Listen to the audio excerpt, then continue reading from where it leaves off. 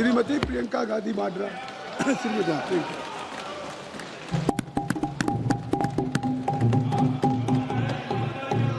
धन्यवाद अध्यक्ष महोदय जी, आपने मुझे इस विषय पर बोलने का मौका दिया। कुछ दिनों पहले हम राम मनोहर लोहिया अस्पताल गए थे। पुलिस लाठीचार्ज में घायल दिल्ली की उस छात्र की स्थिति जानने के लिए जो आईसीयू में अपनी जिंदगी की सबसे बड़ी लड़ाई लड़ रही है। हमसे कुछ ही समय पहले आदरणीय स्वास्थ्य मंत्री जी श्री जेपी नड्डा वहां गए थे और उनसे कुछ समय पहले अन्य नेता भी गए। जब तक हम वहां पहुंचे, उस लड़की की मां नेताओं के आने जाने से गुस्से में थी। सुन लीजिए, सुनिए, किसी की पीड़ा का मजाक नहीं उड़ाते। कोई भी हो, किसी की पीड़ा का मजाक नहीं उड़ाते। आप संसद में बैठे हैं, निशिकांत जी आप बना रहे हो। जब तक हम वहां पहुंचे, उस लड़की की मां नेताओं के आने जाने से गुस्से में थी। किस लिए आए हो? उसने आईसीयू के दरवाजे के बाहर खड़े होकर हमें पूछा। हमारे सामने कांपते हुए हाथ जोड़े कहने लगी कि धन्यवाद आप आए हैं, ठीक है, मगर मुझे किसी से नहीं मिलना, मुझे किसी से बात नहीं करनी। महोदय, उस मां की पीड़ा से उसका पूरा शरीर कांप रहा था, लेकिन उसने दृढ़ आवाज में कहा, सुबह से बड़े बड़े लोग यहां आ रहे हैं, एक के बाद एक वीडियो बना रहे हैं। वह भी आए जिन्होंने मेरी बेटी का ये हाल किया है। किस लिए? उसने हमसे पूछा। किस लिए? मेरी बेटी की बलि तो चढ़ गई है, लेकिन उसे कुछ भी हो जाए तो मैं उसके लिए अपने आप लड़ूंगी। मुझे किसी की मदद नहीं चाहिए, मैं अकेले लड़ लूंगी।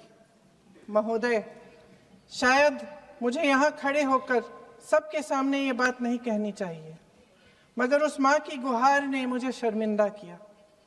उसके दिल के टूटने की वो आवाज जो अस्पताल की दीवारों से में गूंज रही थी, मेरे मन में अभी भी गूंज रही है। इसलिए उस माँ की इजाजत लिए बिना मैं आपके द्वारा आदरणीय प्रधानमंत्री महोदय जी और आदरणीय गृह मंत्री महोदय जी से पूछना चाहती हूँ कि क्या जरूरत थी एक मासूम बच्ची पर इस तरह दमन करने की? क्या जरूरत थी उन छात्रों पर आंसू गैस चलवाने की, उन पर लाठियां बरसाने की, उन पर वाटर कैनन्स चलवाने की? क्या जरूरत थी उन नौजवान लड़कियों को जलील करते हुए उनके कपड़े फाड़ने की, उनको बेरहमी से गंदी तरह पिटवाने की? देश के युवाओं पर पैलेट गन्स और AK-47 चलवाने की क्या आवश्यकता थी? क्या वे आतंकवादी थे? क्या आतंकवादी हैं? टेररिस्ट हैं? हाँ, कांग्रेस बोल रही है। हाँ, कांग्रेस बोल रही है। जवाब दीजिए, जवाब दीजिए। कांग्रेस बोल रही है, जवाब मांग रही है, जवाब दीजिए।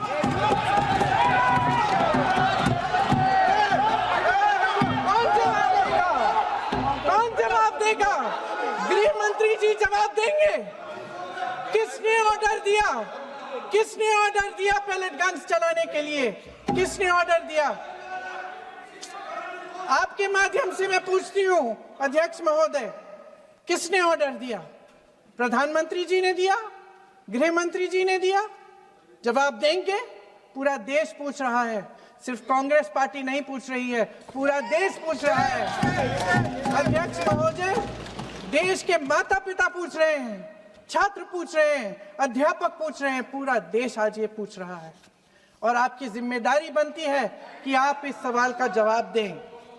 क्यों डरते हैं आप इस देश के नौजवानों से? क्यों डरते हैं आप इस देश की बुलंद आवाज से? और उस आवाज को दबाने का हक आपको किसने दिया है? महोदय, ये सदन यहाँ बैठे हुए सांसदों की जागीर नहीं है, ये इस देश की अमानत है। यहाँ बैठे हम सब इस देश की जनता, इस देश के युवाओं, बुजुर्गों, गरीबों, अमीरों और सब धर्मों, सब वर्गों के देशवासियों के सेवक हैं। हम उनके प्रतिनिधि हैं और ये सत्ता हमें उन्होंने ही दी है। इस देश का संविधान हमारी सर आंखों पे, इस देश का लोकतंत्र सर्वोपरि है, इसे ध्वस्त करना पाप है। यह करोड़ों जनता हमसे सिर्फ एक चीज मांगती है, जवाबदेही। इंग्लिश में इसे अकाउंटेबिलिटी कहते हैं। हमें सत्ता देकर, हमें यहाँ तक लाकर सिर्फ उसकी ये गुहार है कि जो हम करें उसकी भलाई के लिए करें, और अगर उनके साथ अन्याय हो तो हम उनके प्रति जवाबदेह बने और उन्हें न्याय दिलवाएं। पिछले दिनों हजारों बच्चे सड़क पर उतरे, उन्होंने अपनी पीड़ा व्यक्त की। गांधी जी के दिखाए हुए रास्ते पर अहिंसा और सत्य को अपने दिलों में रखते हुए, गाते, मुस्कुराते हुए शांतिपूर्वक प्रदर्शन किया। लोकतंत्र के सबसे पवित्र सिद्धांत के तहत उन्होंने अपनी आवाज उठाने का अधिकार कायम किया। ये उस भारत के बच्चे हैं जो गांव में रहते हैं, जो महानगरों में रहते हैं, जो छोटे कस्बों में, छोटे शहरों में रहते हैं, जहां माँ अपने गहने बेच देती है, पिता अपनी जमीन गिरवी रख देता है, एक परिवार अपनी पूरी जिंदगी की कमाई बच्चे के सपने पर खर्च देता है। और अब उन्हीं बच्चों को लगने लगा है कि आज इस देश में मेहनत से ज्यादा बेईमानी मायने रखती है, मेरिट से ज्यादा पैसा मायने रखता है। तब सिर्फ एक छात्र नहीं हारता, उम्मीद हारती है। इन परेशान बच्चों ने अपनी उम्मीदें आपसे साझा की। उनकी मांगे क्या थी? कि पेपर लीक करके उनके साथ जो बार बार अन्याय किया जा रहा है उस पर कार्रवाई की जाए, कि जो सिस्टम उनके भविष्य को कुचल रहा है उसे सुधारा जाए, कि जो माफिया उन्हें घेरे हुए है उसे हटाया जाए, कि जिस मंत्री के कार्यकाल में यह सब हुआ वह इस्तीफा दे, कि उन पर बर्बरता करने वालों पर कार्रवाई की जाए और उसके लिए माफी मांगी जाए। बस यही उनकी मांग थी ना, कि जो शिक्षा और स्वतंत्र अभिव्यक्ति का अधिकार उन्हें संविधान ने दिया है उसे कायम रखा जाए। महोदय, हमारे एजुकेशन सिस्टम में कुछ समय से बहुत खामियां भर चुकी हैं। बच्चों पे जो प्रेशर डाला जाता है उसकी वजह से सैकड़ों बच्चों ने आत्महत्या कर डाली है। उससे भी ज्यादा बच्चे डिप्रेशन में डूब रहे हैं। परिवारों पर बच्चों को पढ़ाने लिखाने के लिए घूस, capitation fees, tuition fees, coaching fees आदि के घिनौने दबाव हैं। लोन लेने पड़ते हैं, सामान बेचना पड़ता है और उसके बावजूद कोई गारंटी नहीं कि उनके बच्चों के भविष्य मजबूत बन पाएंगे, क्योंकि बेरोजगारी चरम पे है। इस सरकार ने रोजगार पैदा करने वाले सभी सेक्टर्स को लगातार कमजोर किया। एग्जामिनेशन सिस्टम खुद फेल हो गया है। पिछले दशक में 152 पेपर लीक हुए, 750 करोड़ छात्र प्रभावित हुए, मगर एक भी दोषी, एक भी माफिया को सजा नहीं।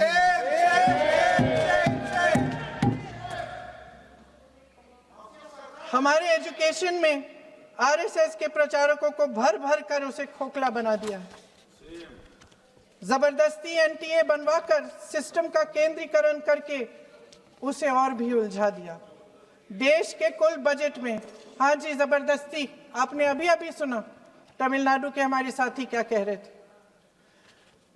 देश के कुल बजट में एजुकेशन बजट की हिस्सेदारी हर साल बढ़ाने की बजाय घटती जा रही है। 1.4 लाख करोड़ रुपया का पूरा बजट एजुकेशन बजट है और 1.32 लाख करोड़ सिर्फ नीट देने वाले 22 लाख बच्चों के परिवारों से हर साल खींचा जाता है। एक और शर्मनाक आंकड़ा भी है। 1.4 लाख करोड़ रुपया हमारा पूरा एजुकेशन बजट और 16 लाख करोड़ रुपए जो मौजूदा सरकार ने बड़े उद्योगपतियों के लोन माफ किए हैं। सोचिए कि इस सरकार की प्राथमिकताएं क्या है। सच ये है अध्यक्ष महोदय कि जिस तरह अस्पताल में उस छात्रा की मां का विश्वास पूरे सिस्टम से हट गया है, उसी तरह देश के युवाओं का भरोसा इस पूरे सिस्टम से टूट चुका है। और जब इस तरह देश के भविष्य हमारे युवा निराश होकर सरकार और सिस्टम से अपना भरोसा हटा देते हैं, तो उस भरोसे को फिर से बनाने के लिए सिस्टम के अंदर से जवाब नहीं ढूंढा जा सकता, उसके दायरे से बाहर निकलना पड़ता है, नए सिरे से ठोस प्रयास करने पड़ते हैं। अफसोस की बात यह है अध्यक्ष महोदय कि इतना हो जाने के बाद भी आदरणीय प्रधानमंत्री महोदय जी और उनके साथी इस सच्चाई को समझ नहीं पा रहे हैं। वे अभी भी ये सोच रहे हैं कि पीआर, नैरेटिव चेंज और पालतू मीडिया के सहारे एक बार फिर उनकी नैया पार हो जाएगी। परसों शिक्षा मंत्री जी ने शर्मनाक परिस्थितियों में अपना इस्तीफा दिया और कल यहीं मकर द्वार पर मेरे सत्ता पक्ष के सांसदों ने जिंदाबाद के नारे चिल्लाते हुए उनका संसद में ऐसे स्वागत किया जैसे मानो कोई सुपरस्टार पहुंच गए हैं। विडंबना देखिए महोदय, जब भूतपूर्व शिक्षा मंत्री को मुकुट पहनाया जा रहा था, स्वागत हो रहा था उनका, तब महाराष्ट्र में एक परिवार पेपर लीक पीड़ित अपनी बेटी की आत्महत्या का शोक मना रहा था। आपकी सरकार ने देश के करोड़ों छात्रों को क्या संदेश दिया? आपको किस बात का गौरव है, किस बात का अभिमान है? ये कौन सा अहंकार है? जहां आंखों में शर्म होनी चाहिए, वहां बेशर्मी और स्वागत के नगाड़े बजाए जा रहे हैं। एक तरफ मातम है, दुख है, यहां फूल माला डाल रहे हैं। कोई आप पर कैसे यकीन करे? प्रधानमंत्री महोदय जी ने नया शिक्षा मंत्री चुना, एक ऐसे व्यक्ति को इस पद पर आसीन किया जिसने एक गर्भवती महिला के बलात्कारियों की रिहाई पर अपनी सहमति व्यक्त की, खुशी जताई। देश की करोड़ों लड़कियों को प्रधानमंत्री जी ने इससे क्या संदेश दिया? सर, अखबारों में है। अखबार में नहीं, मेरा कुछ भी बोल के चले जाते हैं क्या? अरे ये तो कैसा क्या है इनके पास? ऐसा ही कोई आरोप लगा दीजिएगा, कोई नियम कानून नहीं है।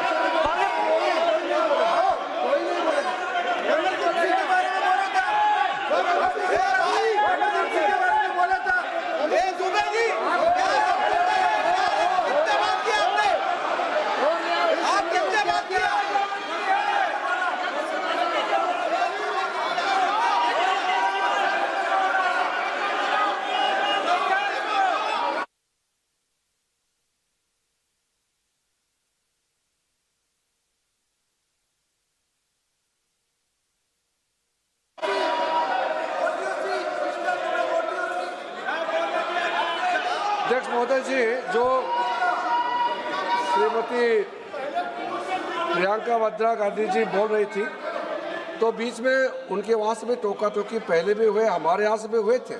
अभी हम लोग तो शांति से सुन रहे हैं, लेकिन जो अभी अभी हमारे वर्तमान नए शिक्षा मंत्री को जो उन्होंने टिप्पणी की, कैरेक्टर असैसिनेशन है एक तरीके से संसद में, और इस तरीके के भाषा हम उम्मीद नहीं करते हैं। मैं इसमें प्रहलाद जोशी जी ने भी खुद कहा है, एक तो उन्होंने प्रियंका जी ने जो गलत बात कही है रिकॉर्ड पे, उसको रिकॉर्ड से हटा दिया जाए। दूसरा इस तरह का भाषा का इस्तेमाल ना करें। आपने डिबेट से पहले आपने अपील किया कि संसद में डिबेट का स्तर को नहीं गिराने चाहिए। उनके पार्टी के वो सीनियर लीडर है, वो पहली बार चुन के आए हैं, मगर उनके पार्टी में सीनियर है। जिम्मेदारी के साथ बोलना चाहिए। अगर पूरा ऑथेंटिकेट नहीं कर सकते हैं तो मैं ये मानता हूं कि उनको क्षमा मांगना चाहिए सदन से।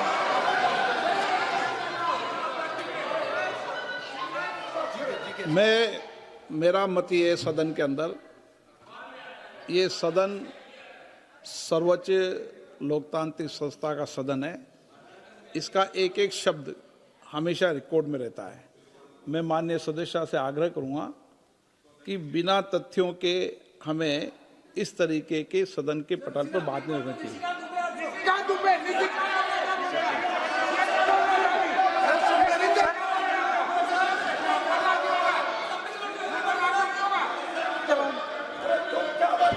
ये तो डिलीट कर दिया, लेकिन आगे भी वो भी डिलीट करा सर। ये तो किसी का बोलता वो भी ये सीधे क्या बोल रहा था, क्या कर रहा था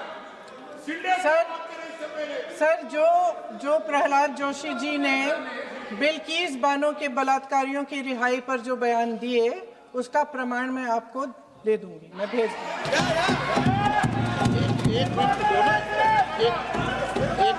मैं ऑथेंटिकेट करूंगा। स्पीकर का डायरेक्शन 115, उनको पहले ऑथेंटिकेट करने कहिए सर। ऑथेंटिकेट करेंगे उसके बाद वो आगे बढ़ेंगे, ऐसे नहीं होगा। पहले ऑथेंटिकेट करने दो सर। उनको ऑथेंटिकेट करने के लिए कहिए, ऑथेंटिकेट करने कहिए उनको।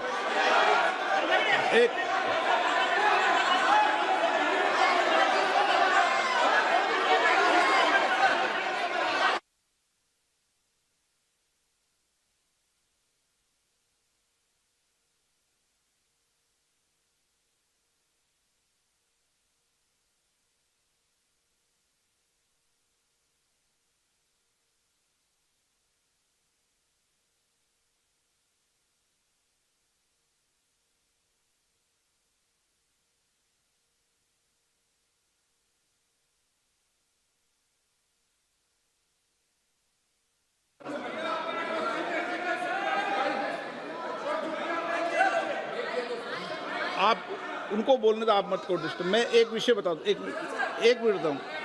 नियम 353 के अंदर फिर मैं एक बार स्पष्ट कर दूं, किसी भी सदस्य द्वारा किसी भी व्यक्ति के विरुद्ध मानहानि या अभियोगात्मक प्रकृति का कोई आरोप नहीं लगाया जाएगा जब तक कि सदस्य ने अध्यक्ष और संबंधित मंत्री को पर्याप्त अग्रिम सूचना नहीं दे दी हो।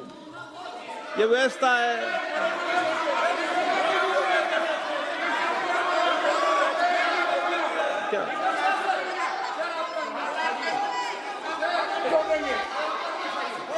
House, ma'am. The same house. Honorable Shrikant Bey told, still that is in the record about Indira Gandhi ji. Still that in the record. Still that in the record. Sir, you are not removed, sir. बोलो, आप भी बोल लो। Sir, केसी वेणुगोपाल जी ने जो नाम लिया है और मैं नेहरू जी के बारे में जो बात कहा है मैंने सर, मैं उस पर कायम हूं और मैं किताब जो है ऑथेंटिकेट करने के लिए तैयार हूं। अय्याज थे नेहरू, अय्याज थे। मैं फिर दोबारा रिपीट कर रहा हूं, आई एम अगेन रिपीटिंग। यही फैक्ट है और वो किताब में ऑथेंटिकेट करके दे रहा हूं। I am authenticating that book.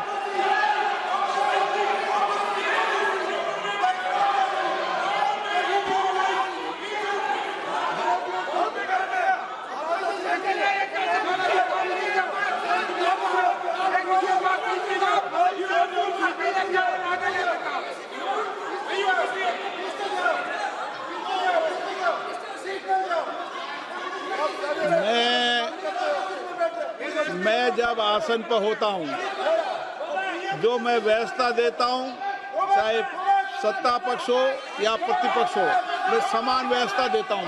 मैं जब आसन पर होता हूं,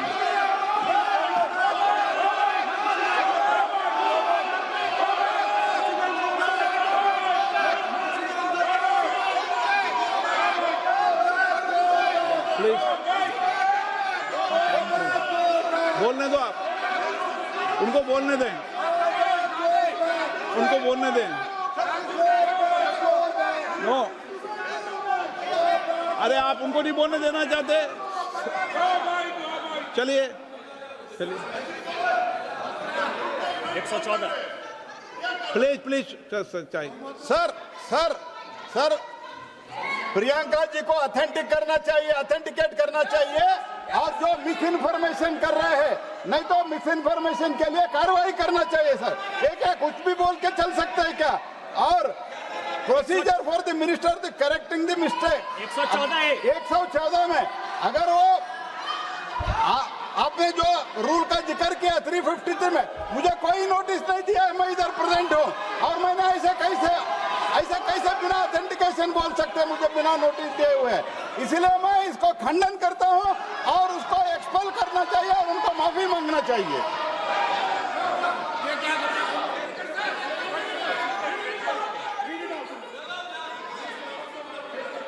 नहीं, ये चैप्टर आगे नहीं बढ़ेगा सर। बिल पे केवल bill pay.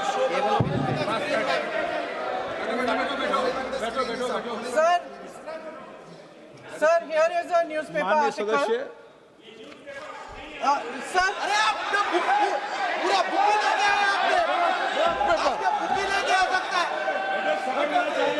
Sir written by a respected माननीय journalist. सदस्य, I will authenticate using this, sir. आप माननीय सदस्य प्लीज इसको छोड़ दें।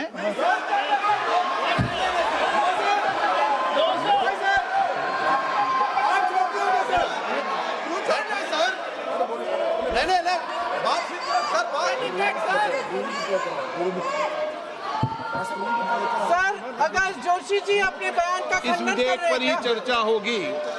आप इस बयान का खंडन कर रहे हैं क्या नहीं, जोशी जी? माननीय से पूछेगा। सदस्य, मैं आपसे फिर आग्रह कर रहा हूं, इस सदन में इस विधेयक पर ही चर्चा होगी। फिर भी नो, ये विधेयक का विषय नहीं है। आप नो, आप बोलो तो विधेयक पे बोलो, ये मेरी अपेक्षा आपसे। प्लीज सर, कभी- छोड़िए, ये रख दो। इस विषय को छोड़िए।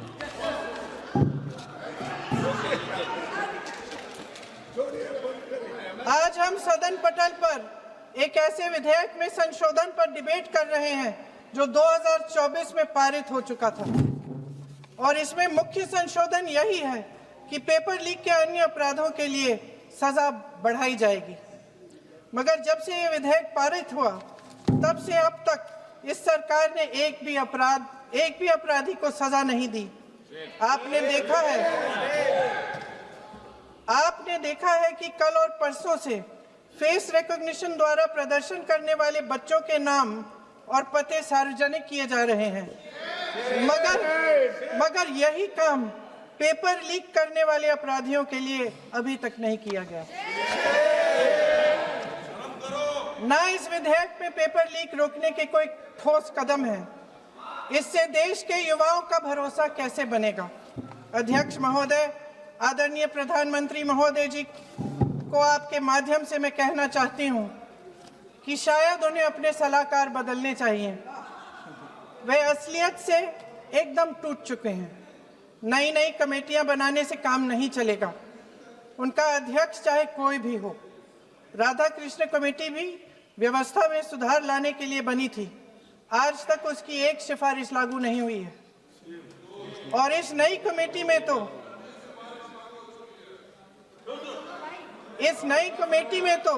एक एक्स-आईबी चीफ, फिर चिल्लाएंगे, एक एक्स-आईबी चीफ, एक आईटी कंपनी के मालिक और एक गौमूत्र के विशेषज्ञ भी हैं।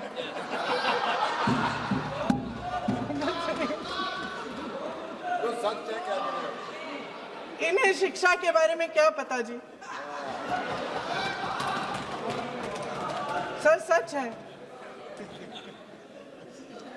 आप आज मेरे से नाराज हो रहे हैं। मन मुस्कुरा लीजिए। उनको आपने भी चुनाव लड़ा।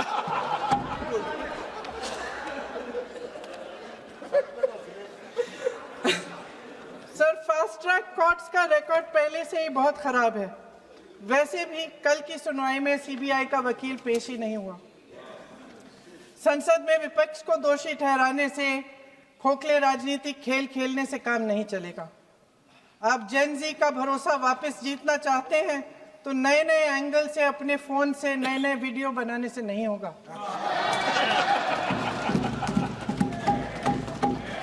प्रधानमंत्री जी को कैमरे का एंगल नहीं, दिल का एंगल बदलना पड़ेगा। ये जेनरेशन जागरूक है, समझता है, झूठ पहचानने की उसकी अपार क्षमता है। इनका दिल और दिमाग जीतने के लिए आपको सच्चाई पर उतरना पड़ेगा। आपके शासन के चलते इस नौजवान पीढ़ी के साथ घोर अन्याय हुआ है, बर्बरता हुई है। इस सच्चाई को स्वीकार करिए। अपनी जिम्मेदारी से पीछे हटने से काम नहीं चलेगा। आदरणीय प्रधानमंत्री महोदय जी, आपको जिम्मेदारी लेनी पड़ेगी, ठोस कदम उठाने पड़ेंगे।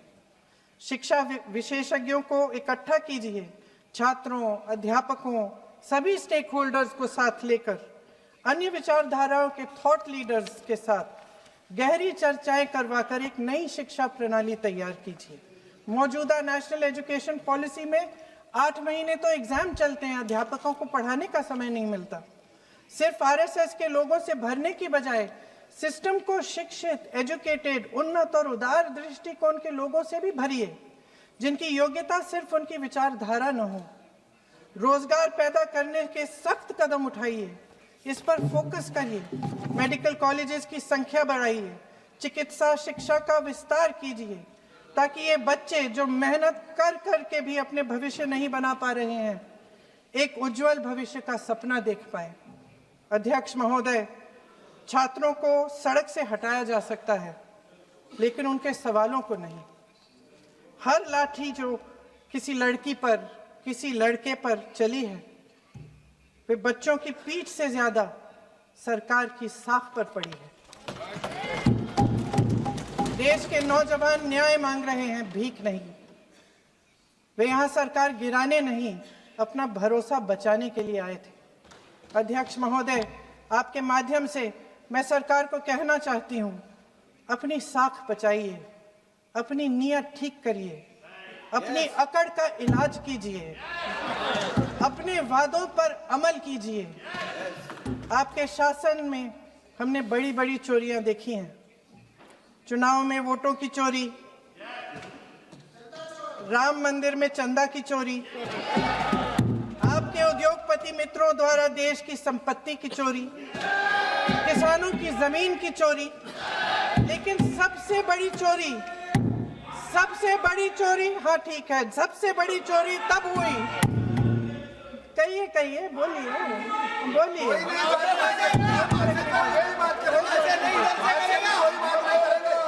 सुन लीजिए, शांति से सुन लीजिए, शांति से सुन लीजिए। आपको मौका मिलेगा, आप जितनी भी चोरियों की बात करना चाहते हैं आप कर लीजिए, अभी मेरा समय है। सबसे बड़ी चोरी तब हुई जब देश के नौजवानों के भविष्य, उनके सपने चुराए गए। भविष्य की चोरी, सपने की चोरी किसी भी चोरी से कहीं बड़ी होती है महोदय। अगर देश का युवा निराश हो जाए, अगर देश का युवा निराश हो गया, उसकी उम्मीद टूट गई, तो सबसे बड़ी हार भारत की हार होगी। और हम कांग्रेस और विपक्ष के लोग जान दे देंगे, मगर भारत की हार नहीं होने देंगे। जय हिंद। सर, अब तो मुस्कुरा लीजिए, भाषण खत्म।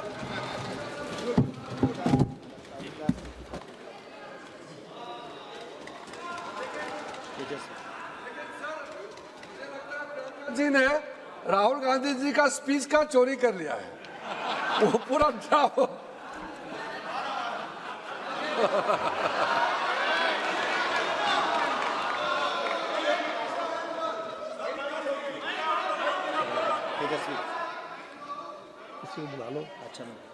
तेजस्वी सूर्या,